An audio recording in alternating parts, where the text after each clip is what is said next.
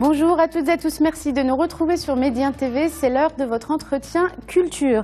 La Fondation CDG, dans le cadre des expositions hommages qu'elle a créées il y a maintenant 7 ans, expose aujourd'hui et jusqu'au 12 janvier l'œuvre d'une des figures emblématiques du paysage artistique marocain, l'artiste Omar Bourguiba. Intitulée La mémoire du corps ou les géographies de l'âme, cette exposition propose une rétrospective de ses œuvres de 1960 jusqu'à nos jours. Et Omar Bourguiba nous fait l'immense plaisir et honneur d'être avec nous aujourd'hui pour nous parler de cette rétrospective. Monsieur Bourguiba, merci beaucoup d'être avec nous. Merci à vous. Alors, la première question que j'ai envie de vous poser, c'est par rapport au titre sur lequel vous avez choisi de réunir ces œuvres ou une partie de toutes vos œuvres. Pourquoi avoir choisi ce titre, La mémoire du corps ou la géographie de l'âme? Bon, tout d'abord parce que les œuvres, elles sont liées à l'artiste. Et l'artiste, bien sûr, c'est un corps et c'est une âme. Les œuvres, la mémoire du corps, c'est-à-dire que l'œuvre elle-même, il devient un corps à part de l'artiste. Il est détaché de l'artiste quand il est fini. Et donc, ce sont des mémoires qui jaillissent de ma main sur ma toile. Mais qui ne sont pas pour autant le prolongement de vous-même? Ça devient une pièce à part? Oui, non, c'est un prolongement. C'est pour ça qu'il y a toujours une invisibilité et une visibilité. C'est-à-dire quand on voit une œuvre, c'est visible, mais ce qui est important aussi, c'est ce qui est invisible dans l'œuvre. Donc, cette mémoire-là, il nous révèle ce qui est invisible par rapport à l'artiste et par rapport à son œuvre. Mais c'est aussi ce qu'il choisit de révéler. Oui, bien sûr. Et aussi, il y a les géographies de l'âme, parce que l'âme, on ne peut pas la toucher, on peut pas. Mais il y a une géographie interne, souterraine, qui se manifeste à travers les œuvres de l'artiste. Donc, c'est pour ça qu'on a choisi ce titre-là, qui évoque justement cet état d'âme-là. Et qui évoque beaucoup, c'est très philosophique, ça évoque un peu votre façon de percevoir l'acte de peindre. Oui, l'acte de peindre, d'abord, il y a une énergie.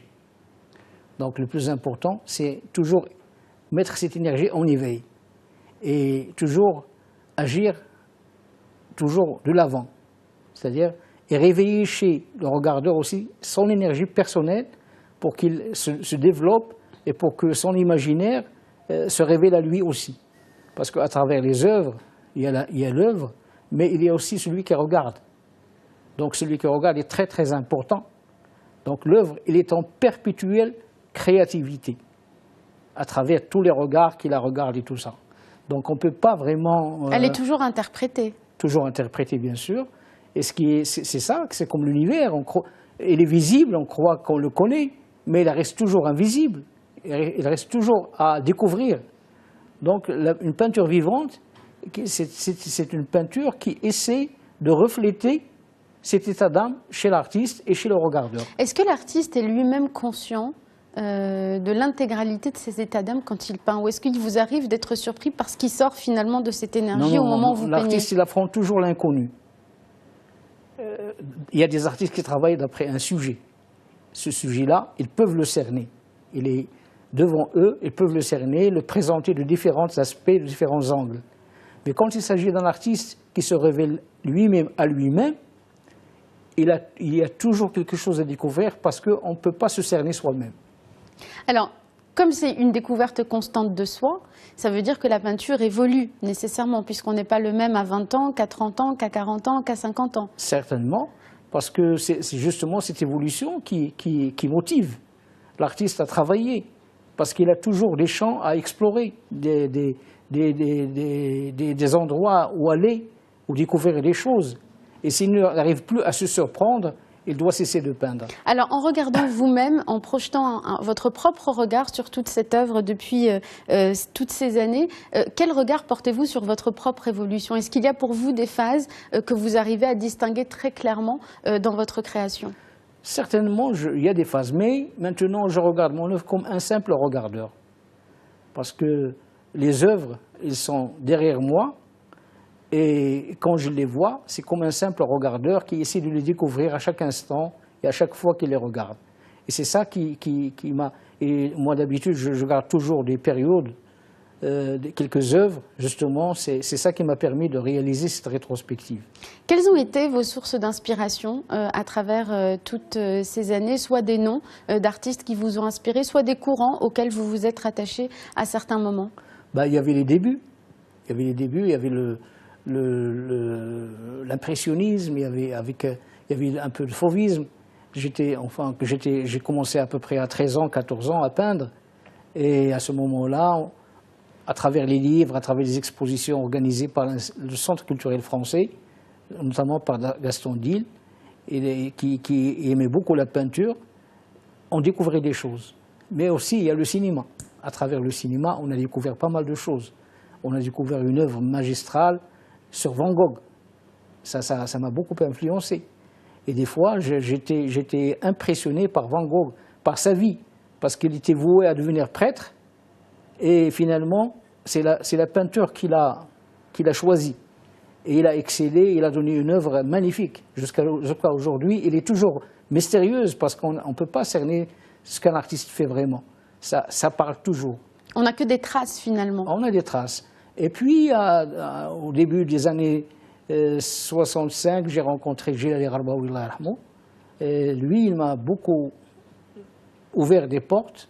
C'est lui qui m'a montré comment la gestuelle peut exprimer vraiment l'espace-temps de l'individu. Tout un programme, c'est très fort philosophiquement, Oui. votre conception de la peinture. Alors comment vous avez opéré le choix des œuvres qui sont présentées aujourd'hui à la Fondation CDG? D'abord, est-ce que ça a été difficile de faire des choix? Et qu'est-ce que vous avez essayé de restituer à travers ces choix? Est-ce que c'est des périodes? Est-ce que c'est plutôt vos préférences?